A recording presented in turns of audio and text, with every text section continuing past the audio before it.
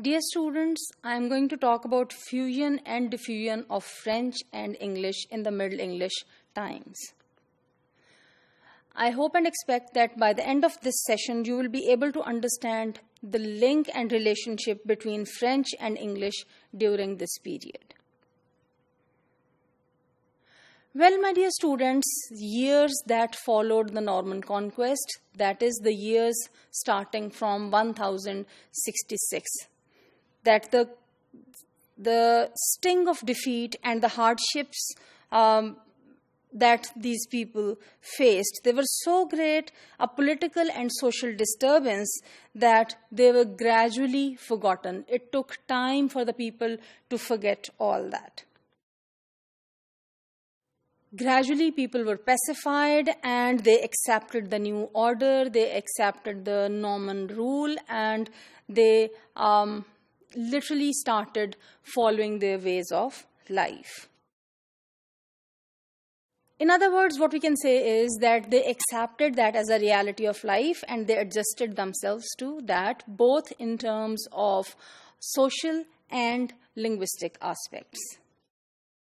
The fusion of Normans and English was very rapid. They very closely, very quickly, very rapidly, they came together, they came close, and they started interacting and living together. Well, this was not a matter of national interest. This was just out of the circumstances.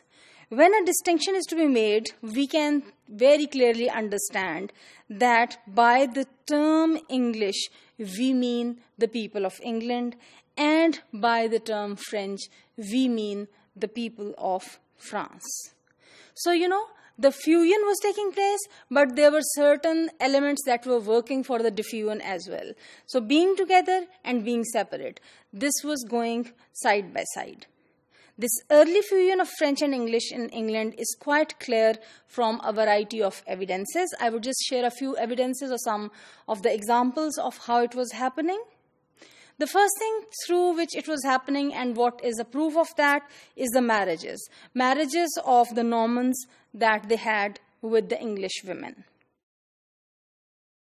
Another evidence is the way in which the English gave their support to the rulers. Now, it is natural when in some particular area a new ruler comes and conquers that area, people like to, win the, approval of the ruler. And for that, they start giving support to the ruler. So the English people started giving support to the invaders. Another evidence that I would like to quote is when it was between 1072 to 1079 that Wulfstan brought about some sort of spiritual federation between the monks of Worcester and 6 other monasteries. The result was, again, a fusion, a kind of coming together, being close together. In short, Norman nobles identified themselves with this new country. They were more treating it now like their own country. There were certain proofs of that. For example, they founded monasteries there. They chose their burial there. This is now what I would say is a very, very important sign. These people would like to bury their dear ones in this new land instead of, bury them in their original Normandy. These signs of convergence were very, very important because what was happening was not only the English people were being affected by the French, but also the French people were being affected by the English people. In other words, this was a convergence, coming together, being one. And this oneness is a very significant thing that in a way had impact on the language as well, and we would see a lot of French words in English. The fusion seems to have gone forward rapidly in the reign of Henry I. The fusion was so rapid that I would quote here one of the jurists who said, and I'm quoting this, "Now that the English and Normans have been dwelling together, marrying and giving in marriage, the two nations have become so mixed that it is scarcely possible today, speaking of free men, to tell who is English, who of Norman race. So I hope this quotation tells clearly about this fusion. French was the language of the courts and the upper classes. It was the language of the people who were ruling, whereas English was the language of the masses. At this time point, we need to ask ourselves two questions. Two really, really important questions.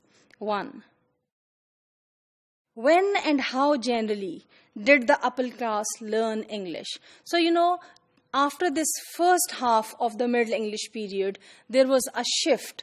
When that shift started taking place, this is what we need to think about. And secondly, we need to think about how far down in the social scale was the knowledge of French at all general.